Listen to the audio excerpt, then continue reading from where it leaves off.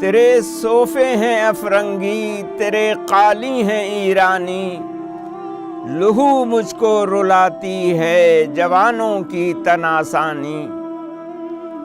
عمارت کیا شکوہ خسروی بھی ہو تو کیا حاصل، نہ زور حیدری تجھ میں نہ استغنائے سلمانی۔ نہ ڈھونڈ اس چیز کو تہذیب حاضر کی تجلی میں، کہ پایا میں نے استغنا میں معراج مسلمانی۔ عقابی روح جب بیدار ہوتی ہے جوانوں میں، نظر آتی ہے اس کو منزل اپنی آسمانوں میں۔ نہ ہو نومید، نومیدی زوال علم و عرفاں ہے، امید مرد مومن ہے خدا کے رازدانوں میں۔ نہیں تیرا نشیمن قصر سلطانی کے گنبد پر، تو شاہی ہے بسیرا کر پہاڑوں کی چٹانوں میں۔ بسم اللہ الرحمن الرحیم۔ السلام علیکم ورحمۃ اللہ وبرکاتہ۔ پروگرام بانگ درا میں خوش آمدید۔ میں ہوں آپ کا میزبان عمار محبوب، اور میرے ساتھ موجود ہیں احمد حاتب صدیقی صاحب۔ سامعین کرام، ہماری آج کی جو ایک نوجوان نسل ہے، اس کے جب ہم خوابوں کو دیکھتے ہیں کہ اس کی زندگی کا مقصد جو ہمیں مقصد حیات، مقصد زندگی جو اس میں سے ملتا ہے وہ کیا ہے، وہ اصل میں اس دنیا کے اندر تعیش کو زیادہ سے زیادہ حاصل کرنا۔ مطلب اگر میرے پاس ایک اچھا موبائل ہے تو اس سے لیٹسٹ ورژن میرے پاس آ جائے، اور ایک گاڑی ہے تو اس سے اگلے ورژن کی گاڑی آ جائے، اور ایک جگہ پہ گھر موجود ہے تو اس سے اچھا گھر آ جائے، اور تعیش کی ایک دوڑ ہے جس کے اندر یہ پوری دنیا لگی ہوئی ہے۔ اور مسلمان امت جو ہے، اس کے نوجوان جن کو اللہ تعالیٰ نے ایک بڑے مقصد کے تحت اس دنیا میں بھیجا تھا، انہوں نے بھی اپنی زندگی کا مقصد جو ہے وہ اسی کو بنا لیا ہے۔ لیکن وہ مقصد ان کا ہونا کیا چاہیے تھا؟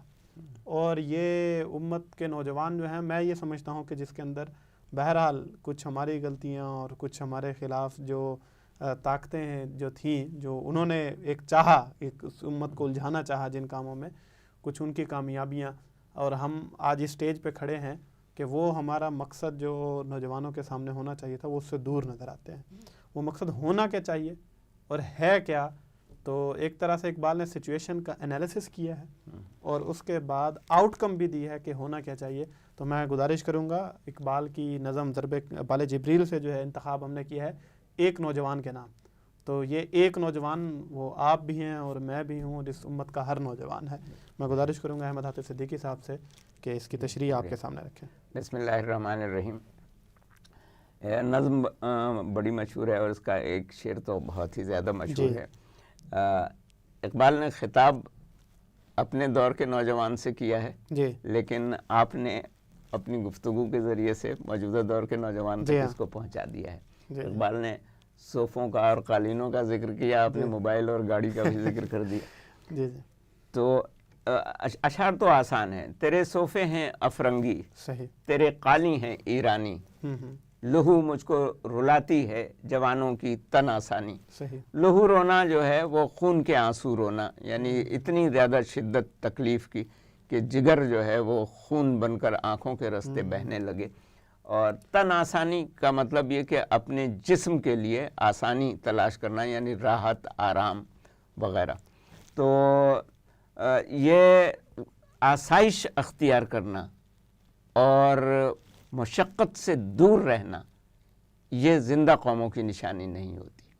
یہ اقبال اس پوری نظم میں یہی پیغام دے رہے ہیں۔ اس میں ایک سوال جو آتا ہے، مطلب ایک نوجوان کے ذہن میں یہ سوال پیدا ہو سکتا ہے کہ اللہ تعالیٰ نے یہ نعمتیں، یہ سہولیات، سہولت، میں چلے الفاظ آپ کے سامنے رکھتا ہوں تو شاید آپ مجھے زیادہ اچھے دیں۔ سہولت، مشقت اور تعیش، آپ اس کو کیسے دیکھتے ہیں؟ مطلب دیکھیے، اللہ تعالیٰ نے جو نعمتیں دی ہیں ان سے فائدہ اٹھانا، استفادہ کرنا، یہ ممنوع نہیں ہے۔ صحیح۔ اچھا، مشقت کے بغیر کوئی چیز حاصل نہیں ہوتی۔ صحیح۔ ایسا نہیں ہے کہ آپ آرام سے اپنے قالینوں پر اور صوفوں پر لیٹے رہیں، بیٹھے رہیں، اور دنیا کی ہر چیز جو ہے وہ پہنچ جائے آپ کے۔ وہ آپ کے کیے کے نتیجے میں نہیں اقوام پہنچے گی. عالم کے مقابلے میں آپ بھی کوئی بڑی قوم بن جائیں گے. بن یہاں جائیں گے لیٹے لیٹے جو ہے نا. نہیں. جو یعنی جدی پشتی دولت پر جو لوگ عیش کرتے ہیں اور کچھ نہیں کرتے تو وہ کسی اور کی مشقت کا فائدہ اٹھا رہے ہوتے ہیں. جو انسانیت بھی اس چیز کو تسلیم نہیں کرتی کہ کوئی انسان جو ہے وہ ناکارہ رہ کر کے وہ فائدہ اٹھائے ان چیزوں سے جو دوسروں کی مشقت کا نتیجہ ہیں. صحیح. تو اچھا تعیش جو ہے، تعیش ہمارے یہاں تصور نہیں ہے تعیش کا.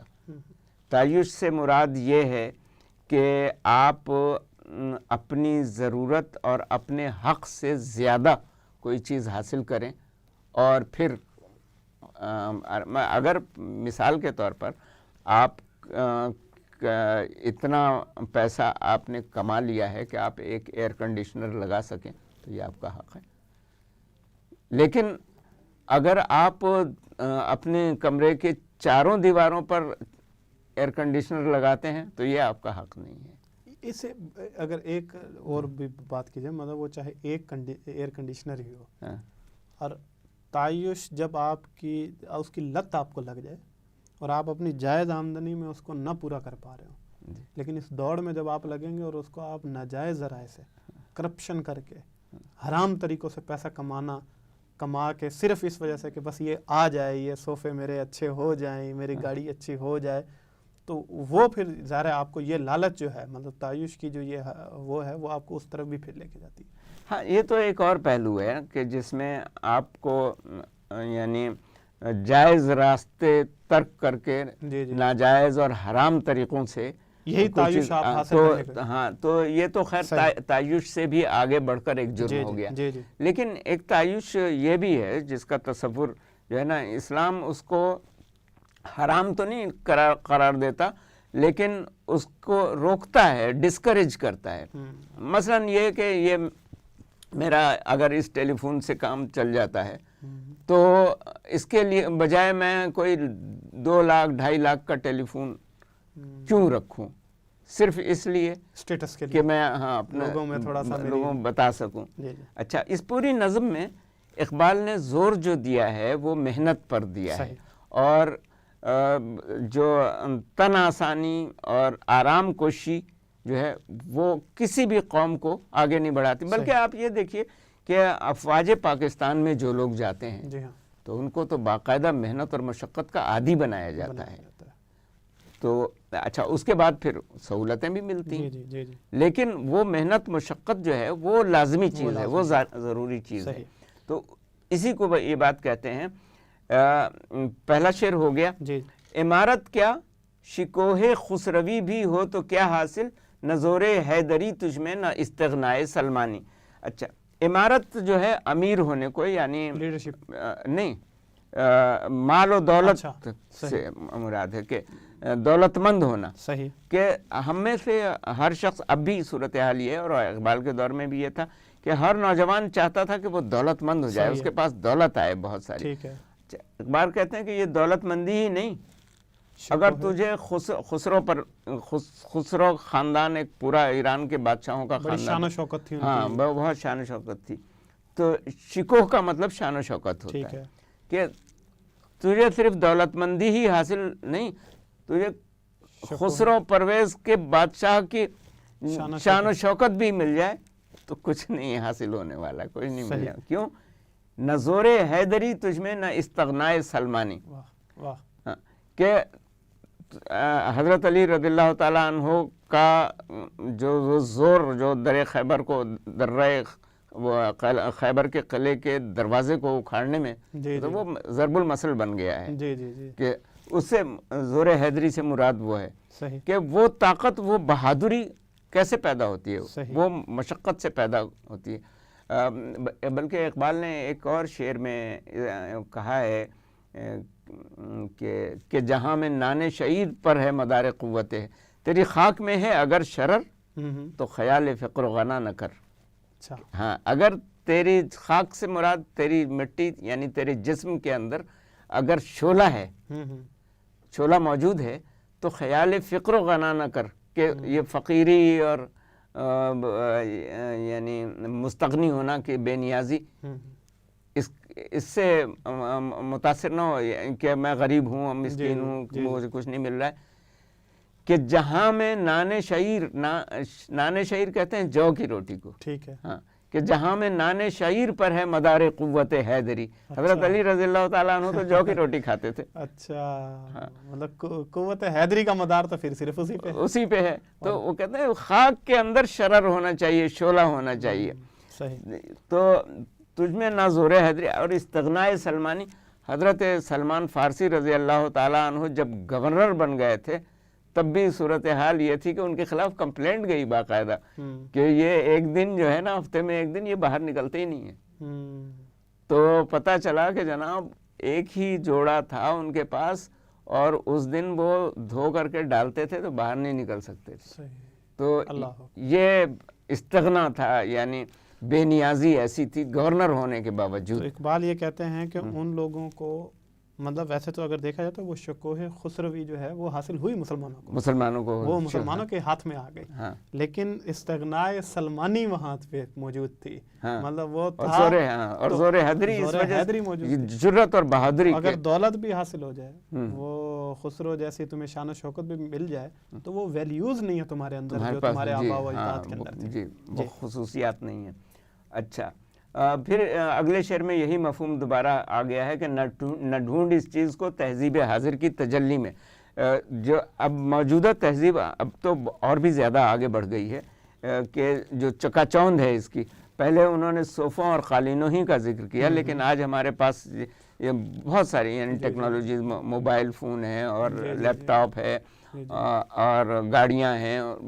مختلف شعبوں کے اندر آپ کو بہت ساری چیزیں جو انسان کو سہولت میں یعنی لے جاتی ہیں، ایک سہل زندگی گزار. یعنی لوگ جو اعلیٰ ملازمتیں حاصل کرتے ہیں، کوئی ملازمت جو ہے 4 لاکھ کی اور 5 لاکھ کی ہے، تو وہ اس لیے حاصل کرتے ہیں کہ ایک بہت اچھا لگژریس قسم کا گھر ہوگا اور گاڑیاں ہوں گی. ساری دوڑ یہ ہے کہ میں اس سے زیادہ سہولت لے لوں، اس سے زیادہ سہولت لے لوں اور اس سے زیادہ آرام پسندی جو ہے نا. تو نہ ڈھونڈ اس چیز کو تہذیب حاضر کی تجلی میں کہ پایا میں نے استغنا میں معراج مسلمانی. یعنی مسلمان کا جو عروج ہے، معراج ہے، وہ بے نیازی میں ہے.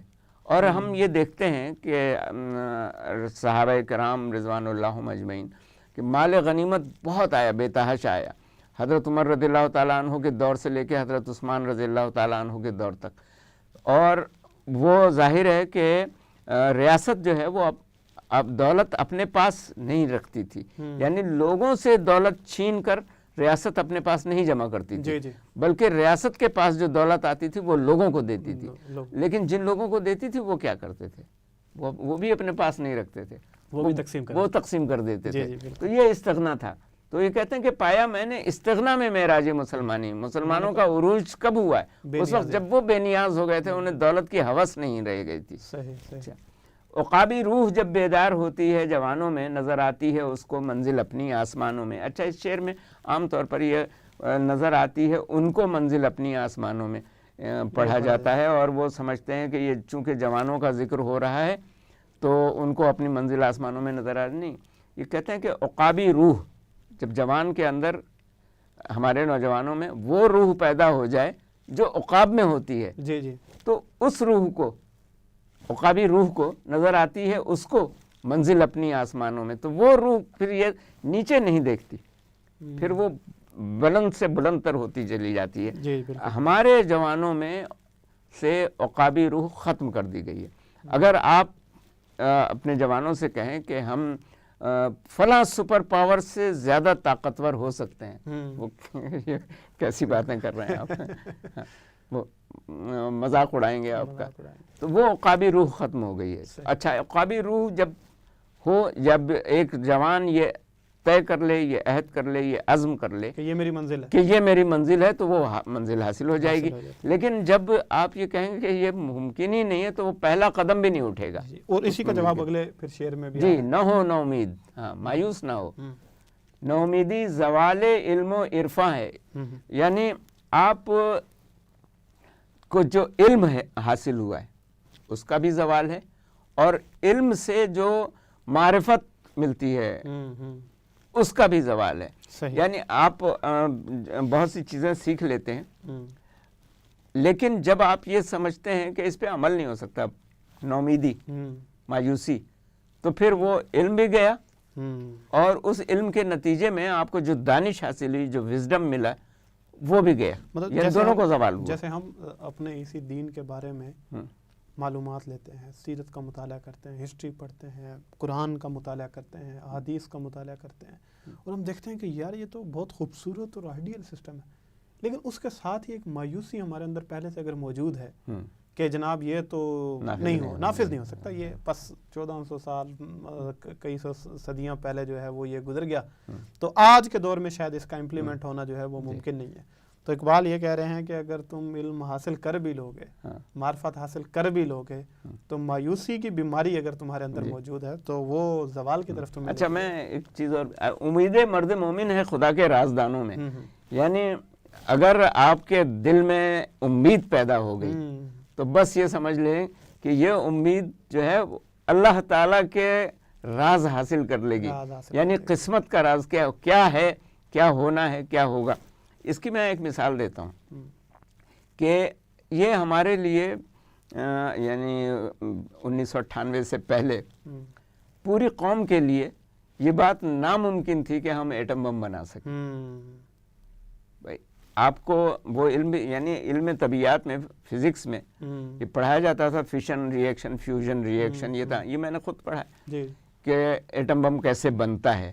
اچھا، اور اس کے وہ مراحل تو نہیں جو کہ اس کی یعنی ایکسپلوژن میں آتے ہیں، لیکن اس کی تھیم جو ہے علم، علم ہمیں حاصل ہو گیا، اور اس علم سے عرفان بھی، معرفت بھی ہو گئی کہ اس کے لیے جو ہے یورینیم 243 245 یہ کون سے چاہیے، یہ سارا عرفان حاصل ہو گیا. لیکن ہم بنا سکتے ہیں اسے؟ ممکن ہی. اتنے فرانس نے بنایا، برطانیہ نے بنایا، امریکہ، ہاں، ہم تو یہ زوال علم و عرفان جو ہے، علم آپ کا علم بھی غارت ہوا، جو کچھ سیکھا، اور جو معرفت ہوئی وہ بھی سیکھا. اور اس کا اطلاق اس پہ بھی کر سکتے ہیں کہ آپ نے قرآن کا پورا علم آپ کے پاس موجود ہے، احادیث موجود ہیں، لیکن آپ کہتے ہیں کہ یہ اس زمانے میں نہیں چل سکتا، نا امیدی، زوال علم و عرفان ہے. تو اگر امید پیدا ہو جائے کہ ہاں یہ کام ہو سکتا ہے، تو پھر خدا کے رازدانوں میں شامل ہو جائیں گے، پھر قسمت بدلے گی آپ کی. اور آخری شعر تو بہت ہی مشہور ہے کہ نہیں تیرا نشیمن قصر سلطانی کے گنبد پر، تو شاہی ہے بسیرا کر پہاڑوں کی چٹانوں میں. یہاں پھر وہی اسی مشقت کی طرف لے جا رہے ہیں، اس کی تعلیم دے رہے ہیں کہ آپ کا جو ہدف ہے یا منزل ہے وہ یہ نہیں کہ آپ ایک بہت اچھا سا محل بنا لیں اور اس کے اندر افرنگی صوفے ہوں اور ایرانی قالین ہوں اور ہر طرح گزر رہی ہے. ہاں، یہ کہتے ہیں کہ مشقت کی زندگی اختیار کرو. اچھا، دوسرا مجھے اس کے اندر جو چیز نظر آتی ہے کہ نہیں تیرا نشیمن قصر سلطانی کے گنبد پر. میں ابھی آپ جب یہ شعر پڑھ رہے تھے تو میرے ذہن میں آ رہا تھا کہ قصر سلطانی کے گنبد پہ کیا ہوتا ہے؟ کبوتر ہوتے ہیں. اچھا، کبوتر اور شاہین میں فرق مجھے یہ نظر آتا ہے کہ قصر سلطانی کے گنبد پہ اس لیے بیٹھا ہوا ہے کہ وہیں سے دانہ مل جاتا ہے، وہیں پانی مل جاتا ہے، وہاں رہائش ملی ہوئی ہے، پرتعیش زندگی ہے، سکون ہے، کوئی ہلچل نہیں ہے، اس کے اندر کوئی کشمکش نہیں ہے، اور اسی وجہ سے اس کے اندر طاقت نہیں ہوتی. جو چاہتا ہے اس کو پرندہ شکار کر کے کھا جاتا ہے. اقبال یہ کہتے ہیں کہ تم وہ کبوتر نہیں ہو، تم وہ کبوتر نہیں ہو، تو شاہی ہے بسیرا کر پہاڑوں کی چٹانوں پہ. تو مشقت ہے وہاں، تو موسموں کی شدت ہے، ہوائیں ہیں، موسم ہیں، بارشیں ہیں، طوفان شکار کے لیے جانا اور شکار کے لیے جانا پڑتا ہے. تو لیکن حکمرانی پھر اسی کو حاصل ہے، مطلب فضا کے. تو پھر کبوتر کے تنے نازک میں شاہی کا جگر پیدا، جو اقبال نے کہا کہ چلو کہ کبوتر یہ تو کم از کم دل جو ہے وہ اس کا جگر جو ہے وہ شاہی کا اللہ تعالیٰ اس میں پیدا کر دے. بہت شکریہ جی، جزاک اللہ احمد صاحب، آپ نے بہت خوبصورتی سے جو اقبال کا پیغام ہے وہ ہمارے نوجوانوں تک پہنچایا. اور حقیقت بات یہ ہے کہ آج ہم دیکھتے ہیں کہ صرف اخلاقی حوالے سے اور دینی حوالے سے ہی نہیں، بلکہ دنیاوی حوالے سے بھی ہم دیکھیں کہ اقوام عالم جو ہیں وہ سیاروں پہ سفر کر رہی ہیں، اور دنیا کی چیزوں کے اندر جو ایک ترقی کا یہ منصب بھی ہمیں حاصل ہونا چاہیے تھا. اور ہم نے، ہماری تاریخ گواہ ہے کہ مسلمانوں نے صرف اپنی اخلاقیات کے اندر اور اپنے دین کے اندر ہی نہیں بلکہ دنیاوی معاملات میں بھی بہت جو کامیابی حاصل کی. ہمیں اس منصب پہ پہنچنا ہے، لیکن یہ پیدا کب ہوگا، مطلب یہ کر ہم کب سکیں گے جب ہمارے اندر یہ امید پیدا ہوگی، جب ہمارے دل کے اندر یہ آرزو پیدا ہوگی کہ ہم نے اس منصب پہ پہنچنا ہے. تو اس کے نتیجے میں انشاءاللہ پھر خدا کے راز جو ہیں وہ ہم پہ کھلنا شروع ہو جائیں گے. مطلب جو احمد صاحب نے مثال دی بڑی خوبصورت مثال تھی کہ کوئی بڑا مسئلہ نہیں ہے، مطلب یورینیم میں خدا کا راز ہے، جس نے چاہا کہ اس پہ کھل جائے تو وہ کھل گیا. آپ سے ملاقات ہوگی انشاءاللہ اگلی نشست میں. السلام علیکم ورحمۃ اللہ وبرکاتہ.